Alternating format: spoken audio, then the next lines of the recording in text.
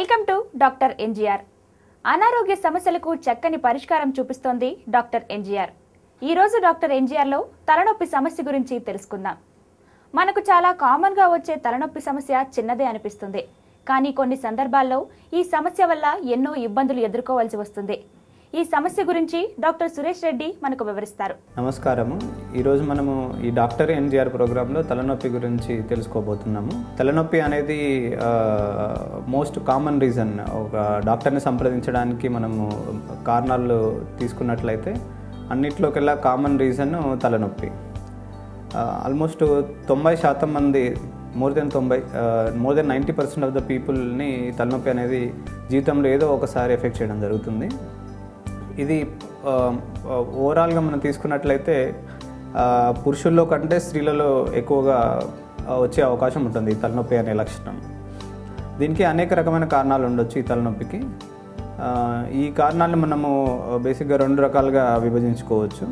అవి primary headache, అంటే తలనొప్పి అనేది వేరే ఏ కారణం లేకుండా ఆ వ్యాధి లక్షణమే తలనొప్పి ఉంటుంది. సో ఇలాంటి తలనొప్పుల్ని మనం ప్రైమరీ హెడేక్స్ అంటాము. ఇంకొకటి సెకండరీ హెడేక్స్, అంటే వేరే ఒక కారణం వల్ల తలనొప్పి రావడం. వేరే కారణాలు అంటే ఇప్పుడు ఆ కారణాలు ఏవైనా కావచ్చు. మనకు సాధారణంగా మనం చూసేది జలుబు చేసినప్పుడు తలనొప్పి రావడము. ఇది చాలా చిన్న రీజన్, అది భయపడాల్సిన రీజన్ కాదు. సో ఇలాంటి సందర్భాల్లో తలనొప్పి రావచ్చు. కొన్నిసార్లు కొన్ని ప్రాణాంతకమైన వ్యాధులు, అంటే తలలో కంతులు రావడము లేదా తలకు సంబంధించి కొద్దిగా ఇన్ఫెక్షన్ రావడము, దీనివల్ల కూడా తలనొప్పి రావచ్చు. ఇలాంటి తలనొప్పుల్ని సెకండరీ హెడేక్స్ అంటారు. అంటే దీంట్లో తలనొప్పి అనేది ఒక వ్యాధి లక్షణం మాత్రమే. సో ఆ వ్యాధికి సంబంధించిన ట్రీట్మెంట్ తీసుకున్నప్పుడు తలనొప్పి కూడా నయం అవడం జరుగుతుంది.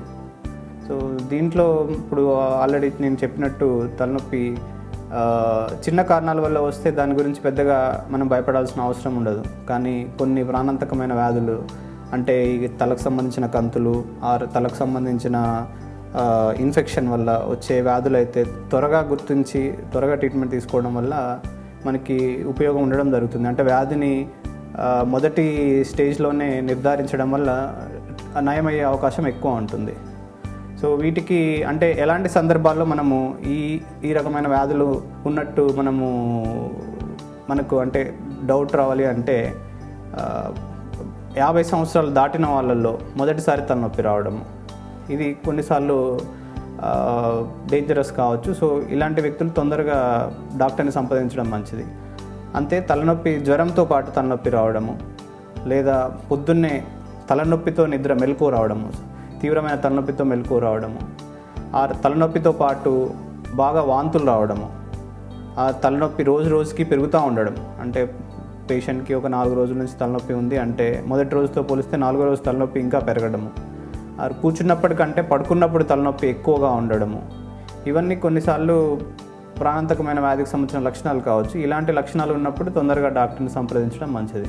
ఇవే కాకుండా తలనొప్పి వచ్చినప్పుడు కళ్ళు మసగ్గా కనిపించడము, ఎదురుగా చూసినప్పుడు 2 బొమ్మలు కనిపించడం, అంటే ఒక మనిషి 2గా కనిపించడము, అది కాకుండా తలనొప్పితో పాటు ఏదైనా కాలు చేతి ఒకవైపు తిమిరి రావడము, ఒకవైపు కాలు చేతి బలం తగ్గినట్లు అనిపించడము, తలనొప్పితో పాటు ఫిట్స్ రావడము, జీవితంలో మొదటిసారి తీవ్రమైన తలనొప్పి రావడము, ఈ లక్షణాలన్నీ ప్రాణాంతకమైన వ్యాధికి ఒక సీరియస్ జబ్బుకు సంబంధించిన లక్షణాలు కావచ్చు. ఇలాంటి తలనొప్పి అనేది సీరియస్ వ్యాధికి సంబంధించిన లక్షణం కావచ్చు. సో ఇలాంటి సమయంలో ఎంత తొందరగా పాసిబుల్ అయితే అంత తొందరగా డాక్టర్ని సంప్రదించి ట్రీట్మెంట్ తీసుకోవడం వల్ల మనకి ఉపయోగం ఉంటుంది. సో ఈ సెకండరీ హెడేక్స్ తీసుకున్నట్లయితే మనకి ఈ ఇన్ఫెక్షన్ వల్ల వచ్చేవి, అంటే బ్రెయిన్కి సంబంధించిన ఇన్ఫెక్షన్లు, ట్యూబర్క్యులోసిస్ కావచ్చు, సమ్ బ్యాక్టీరియల్ ఇన్ఫెక్షన్ కావచ్చు. ఎలాంటి తలనొప్పి అయినా కానీ దానికి ముందు వ్యాధికి సంబంధించిన ట్రీట్మెంట్ తీసుకుంటే దాంతోపాటు తలనొప్పి కూడా తగ్గడం జరుగుతుంది. ఇవి కాకుండా ఇప్పుడు మనము ప్రైమరీ హెడేక్స్, అంటే తలనొప్పి అనేది ఒక వ్యాధిలాగా వస్తుంది. దీంట్లో అంటే వేరొక ఏం జబ్బు ఉండదు. దీంట్లో ఓన్లీ తలనొప్పి అనేది ఆ వ్యాధికి సంబంధించిన లక్షణం ఉంటుంది. ఈ ప్రైమరీ హెడేక్స్ అనేవి యూజువల్గా వీటితో ఎలాంటి ప్రాణ ప్రమాదము అలాంటిది ఉండడం జరగదు. కానీ దీనివల్ల పేషెంట్కి చాలా ఇబ్బంది కలగడము, అతను సరిగా పనులు చేసుకోలేకపోవడము, రెగ్యులర్గా అంటే నెలకి ఒక 10 రోజులు 15 రోజులు తలనొప్పి వచ్చి పనులు చేసుకోలేకపోవడం, ఉద్యోగం చేయలేకపోవడం జరుగుతుంది. సో వీటిలో ప్రాణ ప్రమాదము ఆర్ పేషెంట్కి వేరే విధమైన ఇబ్బందులు కాకుండా తలనొప్పి వల్లనే సమస్య రావడం జరుగుతుంది. సో ఈ ప్రైమరీ హెడేక్స్ని మనం ఇవి చాలా రకాలుగా ఉంటాయి. అందులో ముఖ్యమైనవి 3 రకాల తలనొప్పులు ఉంటాయి. అందులో మొదటిది టెన్షన్ టైప్ హెడేక్, రెండవది మైగ్రేన్ టైప్ హెడేక్, మూడవది క్లస్టర్ హెడేక్. ఈ 3 కాకుండా ఇంకా చాలా రకాల ప్రైమరీ హెడేక్స్ ఉంటాయి. అవి అంత కామన్గా వచ్చే జబ్బులు కాదు. సో మనము ఈ 3 గురించి ముందు తెలుసుకుందాం. దీంట్లో ఫస్ట్ది టెన్షన్ టైప్ హెడేక్. ఈ ప్రైమరీ హెడేక్స్లో అన్నిటికంటే కామన్గా వచ్చే హెడేక్ టెన్షన్ టైప్ హెడేక్. అంటే ఆ పేరులో ఉన్నట్టు ఇది యూజువల్గా టెన్షన్ వల్ల వస్తుంది. అంటే స్ట్రెస్ ఎక్కువైనప్పుడు, లేకపోతే ఏదైనా ఒక రీజన్ వల్ల, అంటే ఫ్యామిలీ ఇష్యూస్ వల్లనో, లేకపోతే వ్యాపార సంబంధించిన విషయాల వల్లనో స్ట్రెస్ ఎక్కువగా ఉండడం వల్ల ఇలాంటి తలనొప్పి రావడం జరుగుతుంది. ఇది కామన్గా ఎక్కువ స్ట్రెస్ తీసుకునే వాళ్ళలో, అంటే కొంతమంది చిన్న విషయాలకే ఎక్కువ టెన్షన్ పడడం జరుగుతుంది. ఇలాంటి వాళ్ళు ఎక్కువగా వచ్చే అవకాశం ఉంటుంది. దీనికి ముఖ్యంగా కారణం ఏం చెప్తారంటే, ఇలాంటి స్ట్రెస్ తీసుకున్నప్పుడు మనకు తెలియకుండా మన తల మీద ఉండే కండరాలు ఎక్కువగా కాంట్రాక్ట్ అవ్వడం వల్ల ఇలాంటి తలనొప్పి వస్తుందని చెప్తారు. సో దీనికి సంబంధించిన లక్షణాలు ఎలా ఉంటాయంటే, యూజువల్గా ఈ తలనొప్పి ఎక్కువగా స్ట్రెస్ ఉన్న టైంలో, అంటే వాళ్ళకి స్ట్రెస్ఫుల్ ఈవెంట్స్, అంటే వాళ్ళ ఫ్యామిలీలో ఏదో గొడవ అయినప్పుడు, ఆర్ పిల్లలైతే ఎగ్జామ్స్ సమయంలో వాళ్ళకి ఎక్కువ శాతం ఈ తలనొప్పి వస్తుంది. ఈ తలనొప్పి పొద్దున్నతో పోలిస్తే ఈవినింగ్ సాయంత్రం సమయానికి తలనొప్పి ఎక్కువ అవడము, ఆర్ మధ్యాహ్నం నుంచి సాయంత్రంకి తలనొప్పి ఎక్కువ రావడము, ఇలాంటి లక్షణాలు ఉంటాయి. వీటితో పాటు వాళ్ళకి వేరే నేను ఇంతకుముందు చెప్పిన సెకండరీ హెడేక్ సంబంధించిన లక్షణాలు ఏవి ఉండవు వాళ్ళకి. సో ఇలాంటి తలనొప్పి వచ్చినప్పుడు డాక్టర్ని సంప్రదించి దానికి సంబంధించిన సరైన మందులు వాడుకుంటే మంచిది. దీనికి చాలా రకాల మందులు ఇస్తారు. కామన్గా ఇచ్చే మందులు ఫస్ట్ తలనొప్పికి తగ్గడానికి ఇచ్చే మందులు ఉంటాయి. అవి పారాసిటమాల్ ట్యాబ్లెట్ ఆర్ సమ్ ఎనాలిసిక్, రెగ్యులర్గా ఓవర్ ద కౌంటర్ తీసుకునే డ్రగ్స్, వీటి ద్వారా తలనొప్పి తగ్గించడానికి ప్రయత్నిస్తాము. అది కాకుండా స్ట్రెస్ రిలీవ్ చేయడానికి కొన్ని రకాల మందులు ఇవ్వడం జరుగుతుంది. ఈ మందుల ద్వారా కొన్ని రోజులు ఈ మందులను వాడడం వల్ల చాలా రోజుల వరకు మళ్ళీ తలనొప్పి రాకుండా నయం చేసుకోవచ్చు. వీటితో పాటు పేషెంట్ ఈ స్ట్రెస్ తగ్గించుకోవడానికి రిలాక్సేషన్ టెక్నిక్స్ ప్రాక్టీస్ చేయడం వల్ల కూడా ఉపయోగం ఉంటుంది. రిలాక్సేషన్ టెక్నిక్స్ అంటే మెడిటేషను, లేదంటే ప్రేయర్ చేయడము, ఆర్ వాళ్ళకు నచ్చిన పనులు చేయడం, అంటే మ్యూజిక్ వినడం, ఇలాంటి రిలాక్సేషన్ టెక్నిక్స్ ప్రాక్టీస్ చేయడం వల్ల కూడా ఈ టెన్షన్ టైప్ హెడేక్ నుంచి రిలీఫ్ పొందే అవకాశం ఎక్కువగా ఉంటుంది. ఇప్పుడు డాక్టర్ ఎన్జీఆర్లో డాక్టర్ సురేష్ రెడ్డి వివరించే మరిన్ని తలనొప్పి సమస్యల గురించి తెలుసుకుందాం. ఇంకా రెండవ రకం హెడేక్ చూసినట్టయితే మైగ్రేన్ హెడేక్. ఇది ఆల్మోస్ట్ 16 to 20% ఆఫ్ ఫిమేల్స్ని ఎఫెక్ట్ చేస్తుంది. ఒక 5 to 10% of male population effect చేస్తుంది. అంటే ఆడోళ్ళలో ఇది ఆల్మోస్ట్ 2 times ఎక్కువగా ఉంటుంది. సో ఈ తలనొప్పికి ప్రత్యేకమైన లక్షణాలు ఉంటాయి. సాధారణంగా ఏ డాక్టర్ని సంప్రదించినా కానీ దీనికి ఉండే ప్రత్యక్ష లక్షణాలతోటే ఈ తలనొప్పిని మనము డయాగ్నోస్ చేయడం జరుగుతుంది. దీంట్లో పేషెంట్కి తలనొప్పి ఏదైనా ఒకవైపు, అంటే ఎడం వైపు లేదా కుడివైపు, తలకు ఒక భాగం వైపు మొదలవడం జరుగుతుంది కామన్గా. కొన్నిసార్లు మొత్తం తల ఒకేసారి మొదలవచ్చు ఈ తలనొప్పి. సో అలా మొదలైన తలనొప్పి 3 నుంచి 4 గంటలు లేదా కొద్దిమందికి 2 నుంచి 3 రోజుల వరకు కూడా ఉంటుంది. చాలా తీవ్రమైన తలనొప్పి ఉంటుంది వాళ్ళకి. దాంతోపాటు వాళ్ళకి కొన్నిసార్లు వామిటింగ్స్ రావడము, ఆర్ సెన్సేషన్ ఉండడం, అంటే నాజియా అంటారు, ఆ నాజియా సెన్సేషన్ ఉండడం జరుగుతుంది. దీంతోపాటు ఎవరైనా పెద్ద శబ్దం విన్నప్పుడు కానీ, ఏదైనా పెద్ద శబ్దం చేసినప్పుడు కానీ, ఆర్ బ్రైట్ లైట్ని చూసినప్పుడు కానీ వాళ్ళకి చిరాకు కలగడము, ఆర్ ఈ తలనొప్పి తీవ్రత పెరగడం జరుగుతుంది. ఈ తలనొప్పి వచ్చినప్పుడు వాళ్ళు ఏదైతే లౌడ్ సౌండ్స్ వింటే వాళ్ళకి దాని ఇంటెన్సిటీ పెరగడము, వాళ్ళకి చిరాకు రావడము, ఈ లక్షణాలు ఉంటాయి. ఇది కాకుండా ఇంకా కొన్ని రకాల లక్షణాలు ఉంటాయి మైగ్రేన్లో. ఈ మైగ్రేన్లోనే చాలా వెరైటీస్ ఉంటాయి. దాంట్లో కొద్దిమందికి తలనొప్పి స్టార్ట్ అయ్యే ముందు వాళ్ళకి బ్రైట్ ఫ్లికరింగ్ లైట్స్ కనిపించడము, ఆర్ అంతా డార్క్ సర్కిల్స్ లాగా కనిపించడము, ఆరా అంటారు దీన్ని, ఆర్ వాళ్ళకు ఒక రకమైన స్మెల్ రావడము, ఇలాంటి కొన్ని అబ్నార్మల్ సెన్సేషన్స్ రావడము, ఇలాంటి లక్షణాలు ముందు వచ్చేసి దాని తర్వాత తలనొప్పి మొదలవడం జరుగుతుంది. సో అందరికీ ఈ లక్షణాలు రావాలని లేదు. కొద్ది మందిలో ఈ ఆరా అనేది ఉంటుంది, కొద్ది మందిలో ఆరా అనేది ఉండదు. సో ఇలాంటి లక్షణాలు ఉన్నప్పుడు అండ్ ఇవి ఫ్రీక్వెంట్గా అంటే నెలలో ఒక 2 సార్లు 3 సార్లు వచ్చి వాళ్ళ లైఫ్ని డిస్టర్బ్ చేస్తున్నప్పుడు డాక్టర్ని సంప్రదిస్తే మంచిది ఈ మైగ్రేన్ తలనొప్పికి. ఈ మైగ్రేన్ తలనొప్పి ఉన్నప్పుడు దీనికి ఎవరికైతే మైగ్రేన్ తలనొప్పి వచ్చే అవకాశం ఉంటుందో వాళ్ళకి ట్రిగ్గరింగ్ ఫ్యాక్టర్స్ అంటారు. అంటే కొన్ని ఫ్యాక్టర్స్ ఉన్నప్పుడు వాళ్ళకి తలనొప్పి వచ్చే అవకాశం ఎక్కువ ఉంటుంది.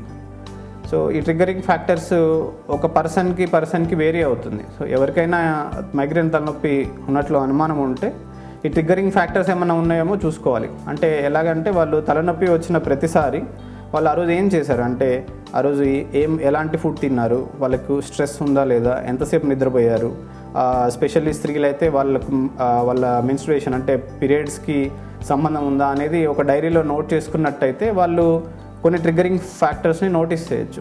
సో ఆ ట్రిగ్గరింగ్ ఫ్యాక్టర్స్ని నోటీస్ చేసినట్లయితే వీటిని అవాయిడ్ చేయడం వల్ల వాళ్ళకి ఈ మైగ్రేన్ తలనొప్పి నుంచి ఉపశమనం పొందే అవకాశం ఎక్కువగా ఉంటుంది. కొన్ని సందర్భాల్లో మనం ఆ ట్రిగ్గరింగ్ ఫ్యాక్టర్ని అవాయిడ్ చేయలేకపోవచ్చు, but most of the times అంటే కొద్దిమందికి కాఫీ ఎక్కువ తాగడం వల్ల, చాక్లెట్ తినడం వల్ల ఈ మైగ్రేన్ తలనొప్పి అనేది వచ్చే అవకాశం ఉంటుంది. ఇలాంటి సందర్భాల్లో వాళ్ళు అలాంటి ఫుడ్స్ని అవాయిడ్ చేయడం వల్ల ఈ మైగ్రేన్ తలనొప్పి తగ్గే అవకాశం ఉంటుంది.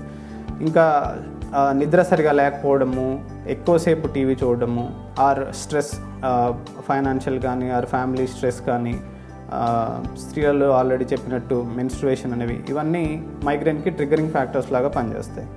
సో ఇవేమన్నా ఉంటే వాటిని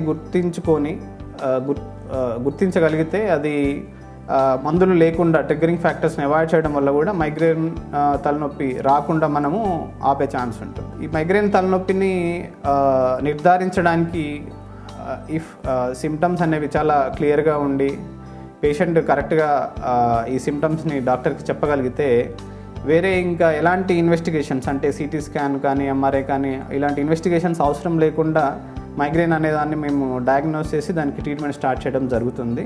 కొన్ని ప్రత్యేక సందర్భాల్లో అంటే ఇందాక చెప్పిన సెకండరీ హెడేక్స్ లాంటివి ఏమైనా ఉన్నాయేమని డౌట్ వస్తే, ఆర్ స్పెషల్గా తలనొప్పి ఫస్ట్ టైం కొద్దిగా 40-50 సంవత్సరాల తర్వాత దాటినప్పుడు ఫస్ట్ టైం మొదలైన సందర్భాల్లో తప్పకుండా సిటీ స్కాన్ అడ్వైస్ చేయడం జరుగుతుంది డాక్టర్ దగ్గర.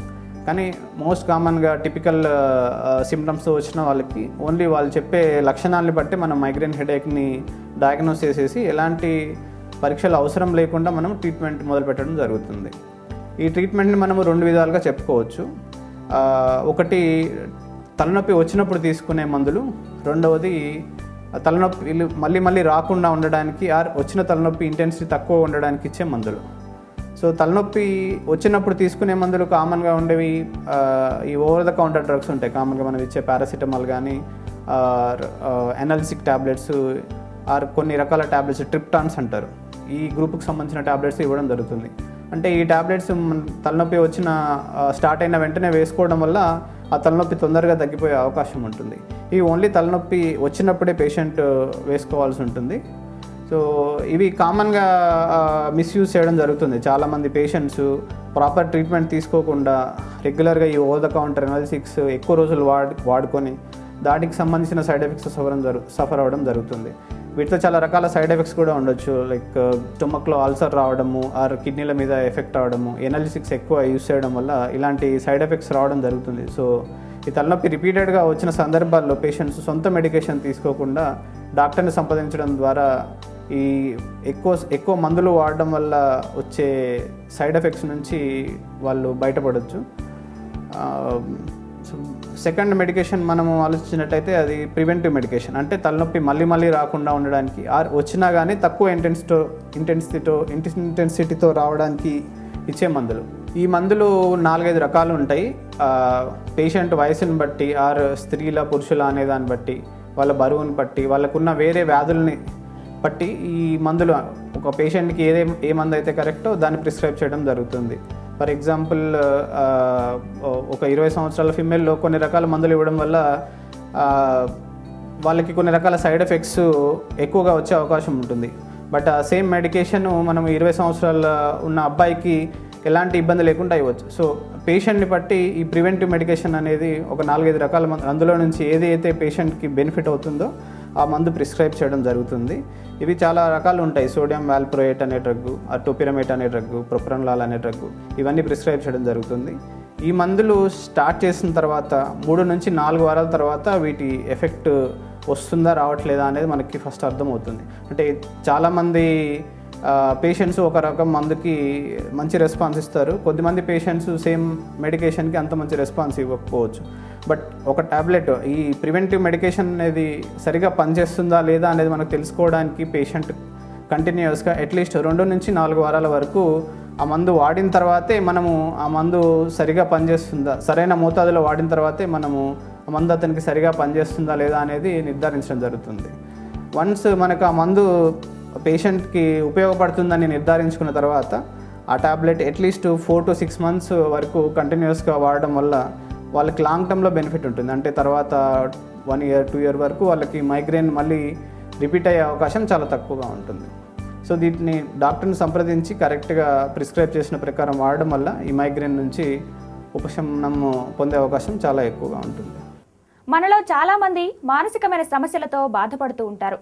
ఈరోజు డాక్టర్ ఎన్జీఆర్లో మానసిక సమస్యల గురించి తెలుసుకుందాం. ఎన్జీఆర్ టీవీ ప్రేక్షకులకి నమస్కారం. ఇవాళ మన డిప్రెషన్ అనే మానసిక సమస్య గురించి మాట్లాడుతున్నాం. డిప్రెషన్ 3 రకాలుగా విభజించవచ్చు. Major depression, dysthymia and bipolar depression. Depressive patient యొక్క లక్షణాలు ఈ విధంగా ఉంటాయి. ఎల్లప్పుడూ విచారం, నిర్వేదం, శూన్యం, ఏ పని మీద ఇంట్రెస్ట్ లేకపోవడం, చీటికి మాటికి ఏడవడం, నెగిటివ్ థాట్స్ ఎక్కువగా ఉంటాయి. నేను ఏ పని చేయలేను, నాకేమీ చేత కాదు, నా వల్ల ఎవరికీ ఉపయోగం లేదు, బ్రతికి ఏం చేయాలి, చావు గురించి ఎక్కువ మాట్లాడుతూ ఉంటారు. కొంతమంది సూసైడ్ అటెంప్ట్స్ కూడా చేస్తూ ఉంటారు. ఏ పని మీద కాన్సన్ట్రేట్ చేయలేరు. కొంతమంది ఎక్కువ నిద్రపోతారు, కొంతమందికి అసలు నిద్ర పట్టదు, కొంతమంది తిండి అసలు సహించదు, కొంతమంది ఎక్కువ తింటారు. మూడ్ స్వింగ్స్ ఎక్కువగా ఉంటాయి. చిన్న చిన్న విషయాలకి ఇరిటేట్ అవుతూ ఉంటారు. పేషెంట్స్ ట్రీట్మెంట్కి ఎక్కువ స్పందించరు. వాళ్ళకి తరచుగా తలనొప్పి, డైజెస్టివ్ ప్రాబ్లమ్స్ మరియు క్రానిక్ పెయిన్స్ అవి ఉంటాయి బాడీలో. అసలు ఈ డిప్రెషన్ అనేది ఎందుకు వస్తుందంటే చాలా ఫ్యాక్టర్స్ ఉన్నాయండి. Biological factors, hormonal problems, adolescent and reproductive factors, interpersonal factors, psychological and personality factors, victimization, poverty, divorce, loss of loved ones, relationship problems, financial problems, legal problems, ఇంకా ప్రాబ్లమ్స్ విత్ చిల్డ్రన్. చాలామంది depression patients sleeping pills, alcohol and drugs అవి వాడుతూ ఉంటారు. కానీ ఇది కేవలం temporary relief మాత్రమే, permanent cure కాదు. ఇలాంటి ఆలోచనలు, ఇలాంటి లక్షణాలు ఉన్న మనిషి కనిపిస్తే వాళ్ళ కుటుంబ సభ్యులు కానీ వాళ్ళ ఫ్రెండ్స్ కానీ ఇనిషియేటివ్ తీసుకొని వాళ్ళని ఒక సైకాలజిస్ట్ కానీ లేదా సైకియాట్రిస్ట్ దగ్గరికి తీసుకెళ్తే బాగుపడే అవకాశం ఉంటుంది. ఈ డిప్రెషన్ అనే వ్యాధి మగవాళ్ళ కంటే ఆడవాళ్ళకే ఎక్కువ వస్తుందండి. ఎందుకంటే ఆడవాళ్ళకి అడాలసెంట్ టైంలో, డెలివరీ టైంలో, ప్రెగ్నెంట్ టైంలో పోస్ట్ పార్టమ్ డిప్రెషన్ అని వస్తుంది. ఇది కేవలం పోస్ట్ పార్టమ్ డిప్రెషన్ వచ్చినప్పుడు కంపల్సరీ సైకియాట్రిస్ట్ని కలవాల్సి ఉంటుంది. వాళ్ళకి సూసైడ్ అటెంప్ట్ థాట్స్ కూడా వస్తాయి. వాళ్ళ పిల్లలు చనిపోయినా లేకపోతే పిల్లలకి ఆరోగ్యం బాగోలేకపోయినా ఆ టైంలో డిప్రెషన్ అండ్ సూసైడ్ థాట్స్ ఎక్కువ ఉంటుంది. కుటుంబ సమస్యలు వచ్చినప్పుడు మగవాళ్ళ కంటే ఆడవాళ్ళకే ఎక్కువ తొందరగా సెన్సిటివ్గా ఉంటారు. సో వాళ్ళే ఎక్కువ రియాక్ట్ అవుతూ ఉంటారు. గొడవలు అయ్యి పెద్దవయ్యి డిప్రెషన్కి గురవుతూ ఉంటారు. ఆ సమయంలో పెద్దవాళ్ళ దగ్గర నుంచి గైడెన్స్ కానీ లేకపోతే ఒక ప్రొఫెషనల్ సైకాలజిస్ట్ కానీ సైకియాట్రిస్ట్ కానీ అప్రోచ్ అయితే వాళ్ళ ప్రాబ్లమ్ సాల్వ్ అయ్యే ఉంటుంది. ఈ టైంలో సొంత నిర్ణయాలు తీసుకొని డిప్రెషన్ కానీ లేకపోతే డైవర్స్ లేకపోతే 498 ఇట్లా పోలీస్ స్టేషన్కి వెళ్ళే బదులు ఒక ఫ్యామిలీ కౌన్సిలర్ ఎవరైనా కలిసి వాళ్ళ ప్రాబ్లమ్ని సాల్వ్ చేసుకొని అంటే చాలా బాగుంటుంది. చూశారు కదా, ఇది ఈరోజు డాక్టర్ ఎన్జీఆర్. రేపటి ఎపిసోడ్లో మళ్ళీ కలుద్దాం.